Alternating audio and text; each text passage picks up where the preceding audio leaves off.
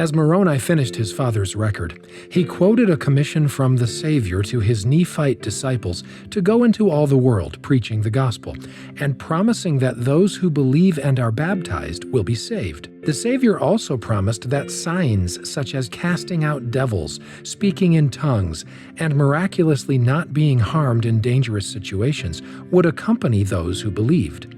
This commission is identical to the one the Savior gave his disciples in the Old World toward the end of the Gospel of Mark.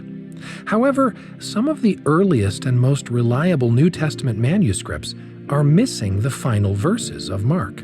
This fact, combined with other considerations, leads many scholars to doubt that this long ending, as it's called, was even part of Mark's original Gospel.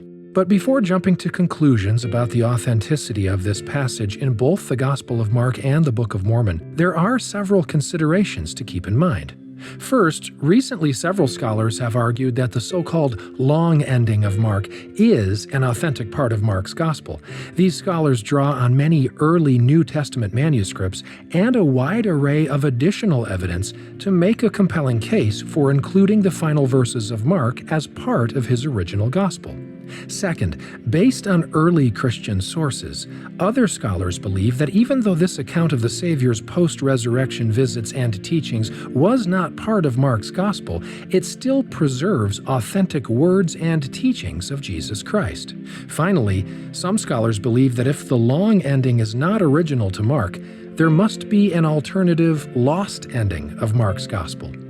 Even though it's impossible to know what was written in such a lost ending, scholars argue that it likely included similar details as the current ending, including a similar commission to preach the gospel and baptize believers.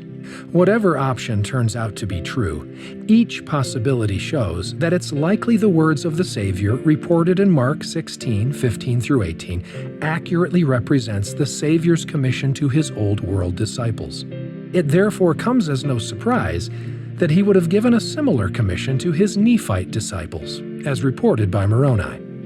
And now you know why.